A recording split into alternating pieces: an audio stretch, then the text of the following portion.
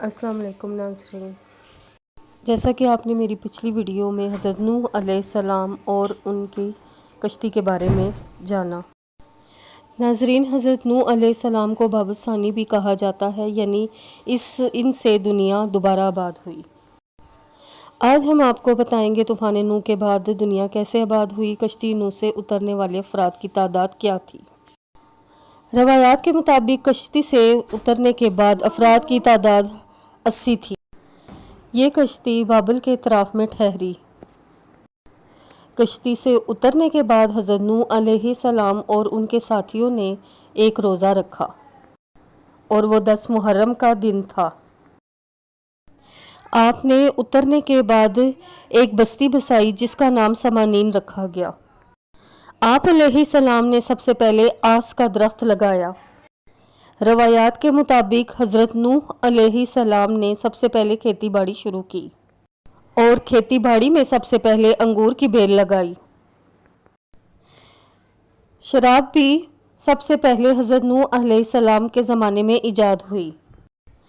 اس کے بعد آپ نے اپنے بیٹے سام کے ساتھ مل کر کشتی سے آدم علیہ السلام کے تابوت کو اتارا اور وصیت کے مطابق بتائی ہوئی جگہ پر دفن کر دیا۔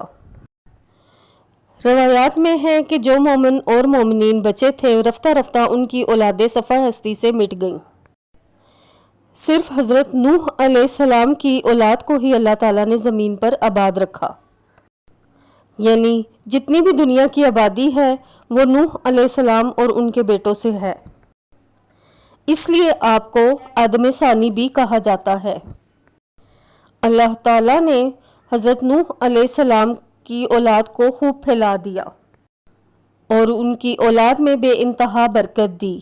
جانوروں، پرندوں اور درندوں کی نسل میں بھی برکت دی گئی اور ان سب کو حضرت نوح علیہ السلام کے تابع کیا گیا۔ مزید یہ بھی فرمایا ان جانوروں کا گوشت تم پر حلال کیا گیا ہے اور زمین سے اگنے والا تمام اناج بھی۔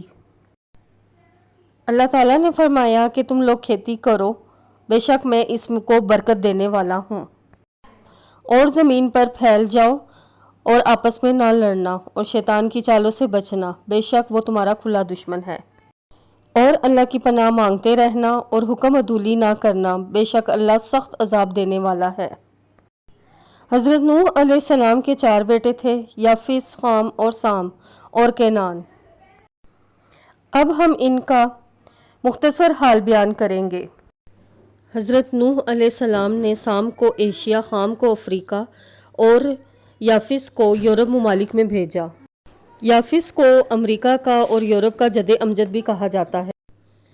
سام کو یہ اعزاز بھی حاصل ہے کہ حضرت نوح علیہ السلام کے بعد دنیا میں آنے والے تمام پیغمبر سام کی اولاد میں سے ہیں۔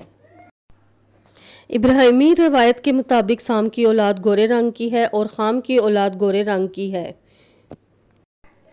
کہا جاتا ہے کہ نمرود بھی خام کی اولاد میں سے تھا۔ طوفان نوح کے بعد جب زمین کی تقسیم ہوئی تو حام کو مصر، سوڈان اور حبش کے علاقے میں ملے۔ حام کے 10 بیٹے تھے جو کہ بویا، فوت، حبش، کوش، افرج، سندھ، کنان، ہرمس، مصر اور ہند ہیں۔ ان میں سے کوش نے حبشہ یعنی افریقہ کو آباد کیا۔ سندھ اور اس کی اولاد نے سندھ اور پاکستان کے شہر ملتان کو آباد کیا۔